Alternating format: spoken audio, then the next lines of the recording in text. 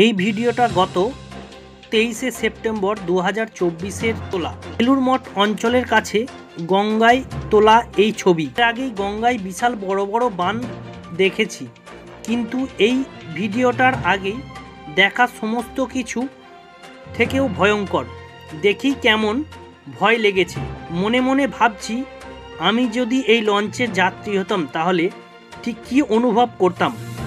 আমি এটা মানি, মানুষ যতই শ্রেষ্ঠ বলে মনে করুক, প্রকৃতির কাছে মানুষ বড়ই অসহায়। ব্যুরো রিপোর্ট, হুগলি বার্তা।